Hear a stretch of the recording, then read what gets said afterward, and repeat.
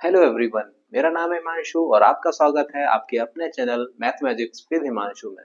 आज की क्लास में हम जिस टॉपिक को कवर करने वाले हैं उसका नाम है इंट्रोडक्शन ऑफ यूक्लिड्स ज्योमेट्री। तो सबसे पहले हम जानेंगे कि ज्योमेट्री क्या होता है। तो चलिए, जियोमेट्री तो जो आपका वर्ड है ज्योमेट्री, वो दो और वर्ड से मिलकर बना है, जिसमें आपका पहला वर्ड है जियो और दूसरा वर्ड है मेट्रॉन। जियो का जो मीनिंग होता है वो होता है अर्थ, और मेट्रॉन का जो मीनिंग होता है वो होता है मेजरिंग। ठीक है। लेकिन जियोमेट्री के अंदर हम कुछ फाइनाइट शेप्स की स्टडी करते हैं। तो जब आप ज्योमेट्री पहली बार पढ़ते हैं तो आपके सामने एक टर्म आता है एक्सियोम। तो हम जानेंगे कि ये एक्सियोम क्या होता है। मैं इसको इरेज कर दे रहा हूं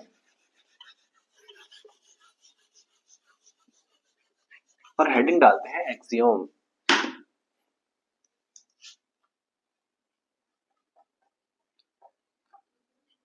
इसकी डेफिनेशन लिखते हैं सबसे पहले। दीज आर दी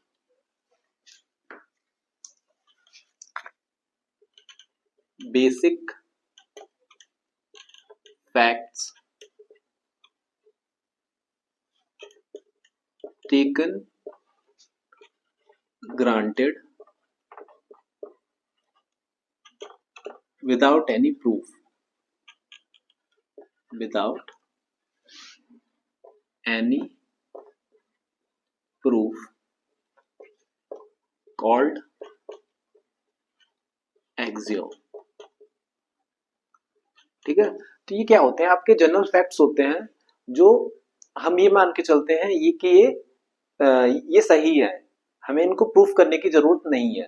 तो ये क्या कहलाएंगे, आपके एक्सियोम कहलाएंगे। इसमें हम पहला एग्जांपल लेंगे। halves of 2 equals will be equal। कैसे होगा? फॉर एग्जाम्पल, हमारे पास दो ऑब्जेक्ट हैं। ये आपका ऑब्जेक्ट ए है और ये आपका ऑब्जेक्ट बी है। ठीक है। और हमको क्या दे रखा है कि ये दोनों जो इक्वल्स है, कि ये ए और बी है, ये आपस में क्या है, इक्वल है। ठीक है। तो अगर इनका हाफ कर दिया जाता है, ठीक है, ए का भी हाफ कर दिया जाता है और बी का भी हाफ कर दिया जाता है, तो इन दोनों के हाफ भी क्या होंगे, आपस में बराबर होंगे। तो ये हमको कहीं प्रूफ करने की जरूरत नहीं है, ये सब हम जानते हैं। ठीक है, कि अगर दो ऑब्जेक्ट आपस में बराबर हैं तो उनका जो 1/2 होगा वो भी आपस में क्या होगा, बराबर होगा। एक और एग्जांपल लेते हैं। फॉर एग्जांपल हम मान लेते हैं कि कोई ए जो है वो क्या है, एक नंबर है जो बी से बड़ा है, और हमको ये भी पता है कि बी जो है वो सी से बड़ा है। तो अब देख लीजिए यहाँ पे जो ए होगा वो सी से डेफिनेटली बड़ा होगा। ठीक है। तो हमको ये कहीं प्रूफ करने की जरूरत नहीं है, ये हम जानते हैं। तो हम इनको क्या कहेंगे, एक्सियोम कहेंगे। ठीक है। मैं इसको इरेज कर दे रहा हूं और आगे बढ़ते हैं।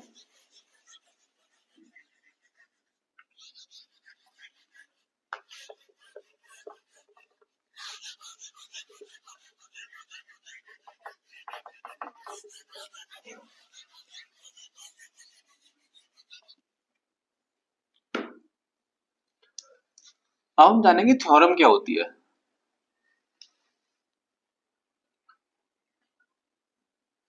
ठीक है। तो हम जानेंगे कि थ्योरम क्या होती है। द कंक्लूजन, पहले डेफिनेशन लिखते हैं। Obtained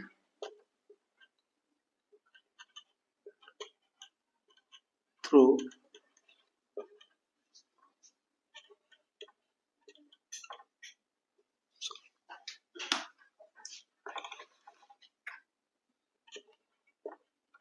previously known facts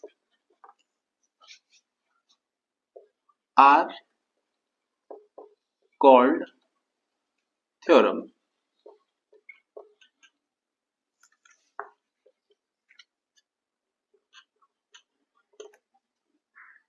Some axioms include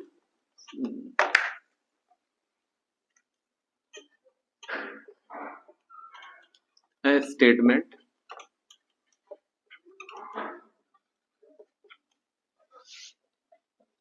which is called theorem. ठीक है, तो बेसिकली आपकी जो थ्योरम होती है वो क्या होते हैं, वो कंक्लूजन होते हैं जो हम प्रीवियसली नोन एक्सियोम्स के बेसिस पे हम प्रूफ करते हैं। तो वो जो जो प्रूफ्स होते हैं वो आपके क्या कहलाते हैं, थ्योरम कहलाते हैं। ठीक है, अब हम जानते हैं पोस्टुलेट क्या होता है।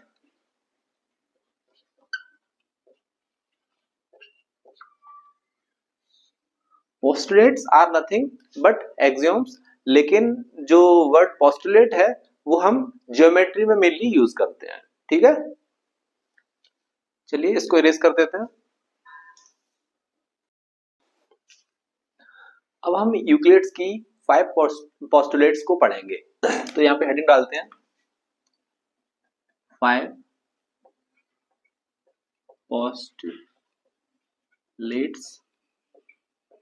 Of Euclid. ठीक है, तो पोस्टुलेट फर्स्ट लिखते हैं।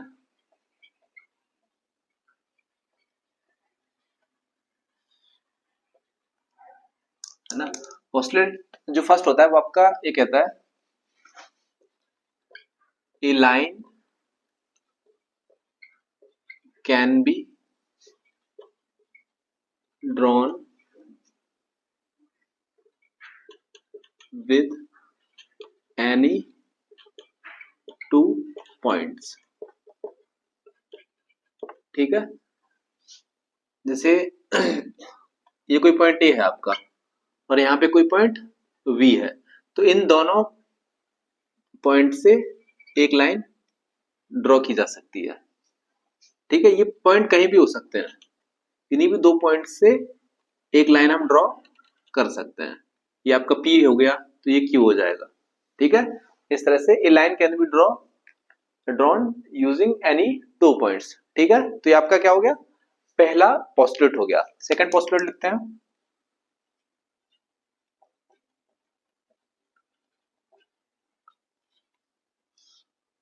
पोस्टुलेट सेकंड कहता है a terminated line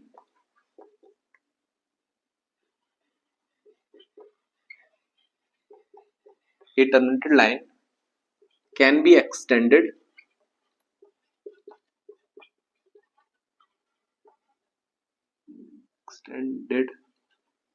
till infinity।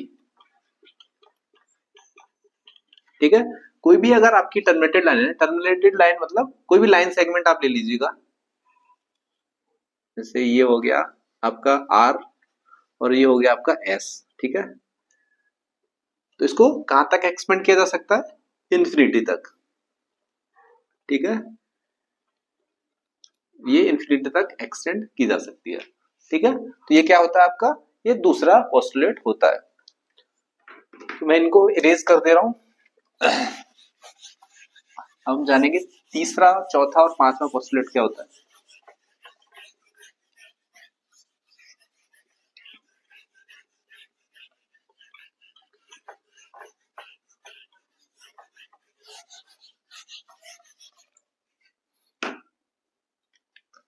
Postulate third,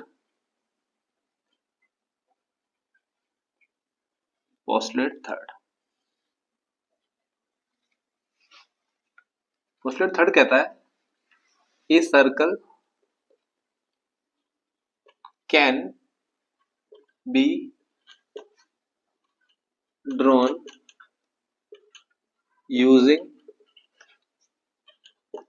any centre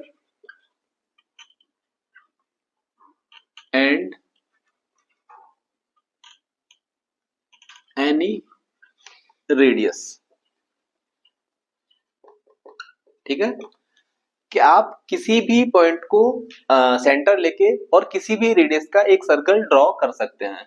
जैसे ये एक सेंटर ले लीजिएगा, ये मान लीजिए ओ ले लीजिएगा, और कोई भी रेडियस ले सकते हैं, A B C D, sorry 1 2 3 4 5 6 जो भी है ना, और आप एक सर्कल ड्रॉ कर सकते हैं।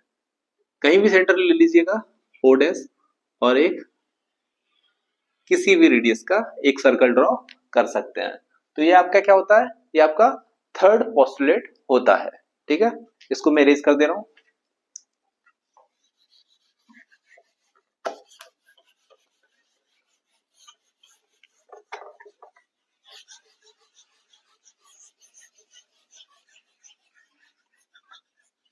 आइए अब हम पढ़ते हैं फोर्थ पोस्टुलेट को।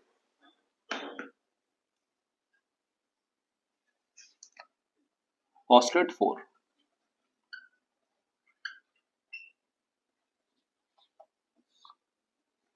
पोस्टुलेट 4 कहता है all right angles are equal to one another. देखिए ये भी कोई पोस्टुलेट है। अब राइट एंगल का मतलब क्या होता है, ऐसा एंगल जो 90 डिग्री का हो। राइट एंगल क्या होता है, 90 डिग्री का। ठीक है, तो अब चौथा पोस्टुलेट ये कहता है कि सारे राइट एंगल जो होते हैं वो आपस में बराबर होते हैं। तो यही चौथा पोस्टुलेट है। ठीक है, अब बात करते हैं फिफ्थ पोस्टुलेट की।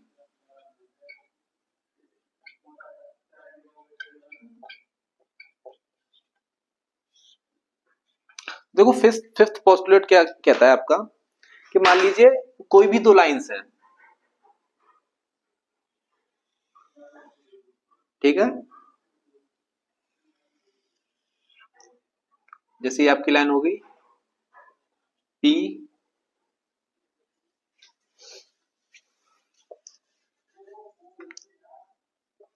एंड क्यू, और ये हो गई आपकी लाइन आर एंड एस। ठीक है, और अगर इनको कोई तीसरी लाइन कट करती है, फॉर एग्जाम्पल ये एक लाइन है, ये इनको कट कर रही है। ठीक है, तो क्या होगा, ये इंटीरियर एंगल्स बनाएगी। ठीक है, तो इंटीरियर एंगल्स क्या बनाएगी, ये बनाएगी और ये बनाएगी, ये बनाएगी और ये बनाएगी। तो ये पोस्टुलेट कहता है कि जिस साइड के इंटीरियर एंगल्स का सम कम रहेगा, ठीक है, जिस साइड के इंटीरियर एंगल्स का सम कम रहेगा उसी साइड पे वो लाइंस इंटरसेक्ट करेंगी। ठीक है, जैसे कि इन दोनों एंगल्स का कुछ सम रहेगा, ठीक है, और इन दोनों एंगल्स का भी कुछ सम रहेगा। ठीक है, अगर मान लीजिए इन दोनों एंगल्स का सम रहता है आपका 150 और इन दोनों एंगल्स का सम रहता है 210। ठीक है, तो ये जो लाइंस है वो इस साइड पे इंटरसेक्ट करेंगी। ठीक है, और अगर ये वाला सम ज्यादा हो जाता है और ये वाला सम कम हो जाता है, ठीक है, तो जो लाइंस है वो इस साइड पे इंटरसेक्ट करेंगी। तो यही क्या है आपका फिफ्थ पोस्टुलेट है।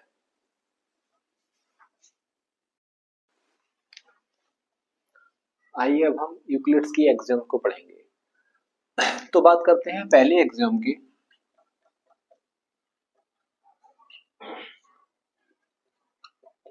इसको लिखते हैं things that are equal to the same thing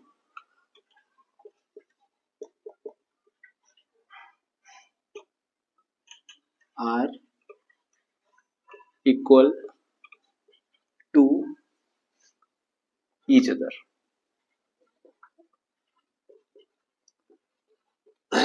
तो हम यहाँ पे मान के चलते हैं ये कोई ऑब्जेक्ट ए है और ये कोई ऑब्जेक्ट बी है और ये कोई तीसरा ऑब्जेक्ट सी है। हमको ये देखा है कि अगर ए ऑब्जेक्ट सी के बराबर है, अगर ए बराबर किसके है, सी के, और बी बराबर किसके है, सी के, ठीक है, क्या दे रखा है, things that are equal to same thing. यहाँ पे ए बी सी के बराबर है और बी बी सी के बराबर है, तो ए और बी आपस में क्या होंगे, बराबर होंगे। तो ए किसके बराबर हो जाएगा, बी के। तो ये क्या है आपका यूक्लिड्स का पहला एक्सियोम है। ठीक है, चलिए हम इसको इरेज कर देते हैं और हम दूसरे एक्सियोम को पढ़ते हैं। इसको इरेज कर देते हैं।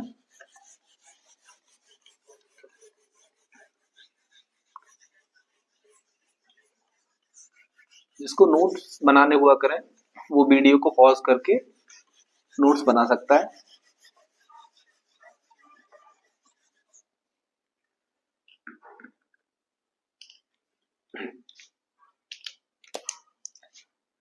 एक्सियोम सेकंड है, if equals are added to equals,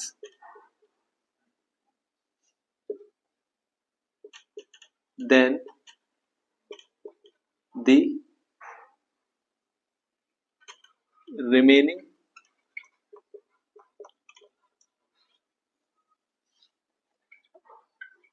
part is equal। ठीक है, कहने का मतलब ये है, इसको एग्जांपल से समझते हैं। कोई दो ऑब्जेक्ट हैं, ये एक बी है, ये एक ए है और ये बी है। ठीक है, ये दोनों क्या है, आपस में इक्वल हैं। ठीक है, अब हम इसमें कोई एक तीसरा ऑब्जेक्ट सी जोड़ देते हैं। ठीक है,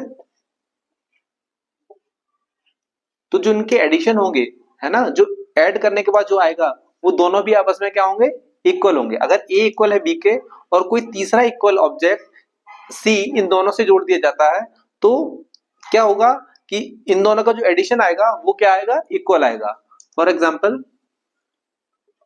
ए है किसके बराबर है, बी के, तो ए प्लस सी बराबर किसके हो जाएगा, बी प्लस सी के।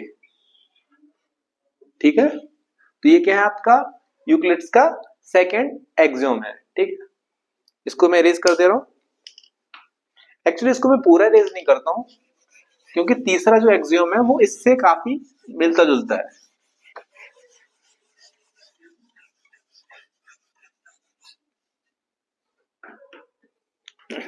यहाँ पे पार्ट्स हो जाएगा, यहाँ पे एडेड की जगह सब्ट्रैक्टेड हो जाएगा, बस सब्ट्रैक्टेड। ठीक है, कहने का मतलब ये है कि अगर ए आपका कोई ऑब्जेक्ट है, ठीक है, और बी भी आपका कोई ऑब्जेक्ट है, ठीक है, तो यहाँ पे क्या है आपका ए किसके बराबर है, बी के, और अगर इन दोनों में से कोई सी ऑब्जेक्ट घटा दिया जाए, ठीक है, तो ए माइनस सी किसके बराबर हो जाएगा, बी माइनस सी के। तो ये क्या है आपका थर्ड एक्सियोम है, यहाँ पे आप थर्ड डाल लीजिएगा, ये आपका क्या हो जाएगा, थर्ड एक्सियोम हो जाएगा। तो उम्मीद करता हूं आपको यहां तक यूक्लिड्स के तीनों एक्सियोम समझ में आए होंगे। चलिए मैं इसको इरेज करता हूं।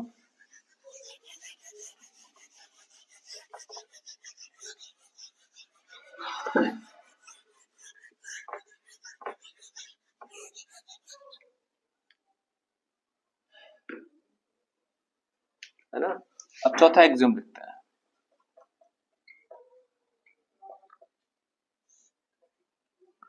चौथा एक्सियोम है things which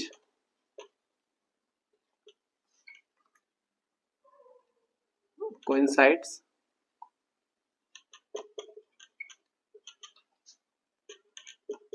with each other are equal।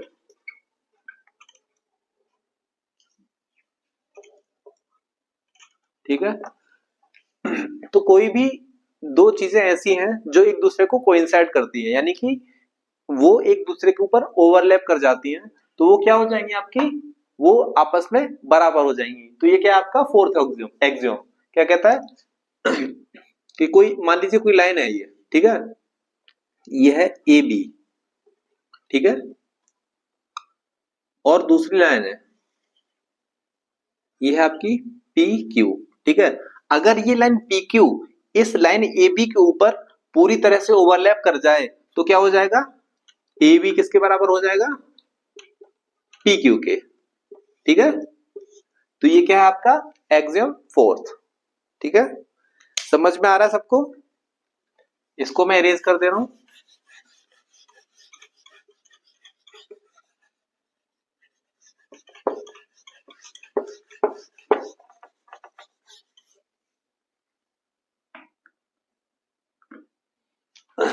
अब एक्सियम फिफ्थ को पढ़ते हैं हम। एक्सियम फिफ्थ कहता है the whole is greater than the part, ठीक है। इसका क्या मतलब है, इसका मतलब ये है कि किसी भी ऑब्जेक्ट, किसी भी चीज का जो होल होगा यानी कि जो पूरा उस हिस्सा होगा वो उसके किसी भी पार्ट से तो ज्यादा ही बड़ा होगा। फॉर एग्जाम्पल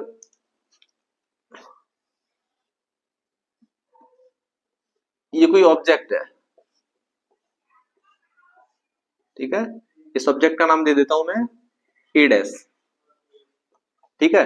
अब इसका आप कितना भी बड़ा पार्ट ले लीजिए, ठीक है, इसका कितना भी बड़ा पार्ट ले लीजिएगा तो ये जो पार्ट होगा वो इस पूरे पार्ट से जो है छोटा ही रहेगा, ठीक है। तो यही क्या है आपका एक्सियम फिफ्थ है। चलिए इसको इरेज करता हूं मैं।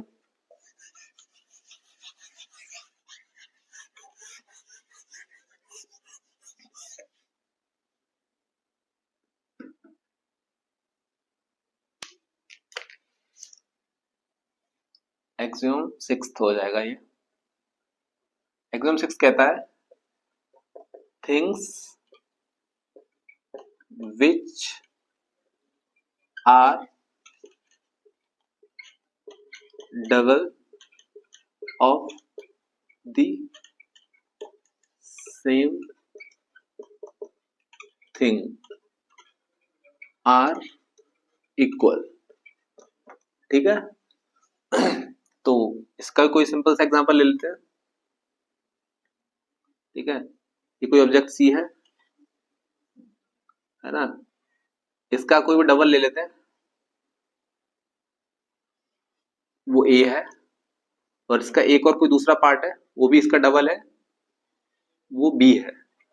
तो यहाँ पे क्या कहते हैं एग्जाम कि ए बराबर किसके हो जाएगा, बी के, ठीक है। तो ये क्या है आपकी एक्सियम सिक्स्थ। इसको मैं इरेज करता हूं। अब एक्सियम सेवेंथ को पढ़ते हैं,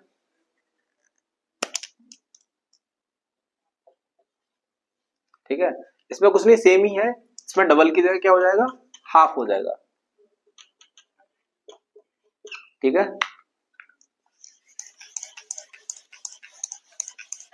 यही चीज हमें इसमें करनी है। जैसे कोई ऑब्जेक्ट सी है, ठीक है, उसका कोई हाफ पार्ट है जिसका नाम है ए, और कोई दूसरा हाफ पार्ट है जिसका नाम है बी, तब भी यहाँ पे क्या हो जाएगा, ए बराबर किसके हो जाएगा, बी के हो जाएगा। तो ये आपकी क्या हो गई, ये हो गई आपकी यूक्लिड्स की सारी 7 एक्सियोम्स।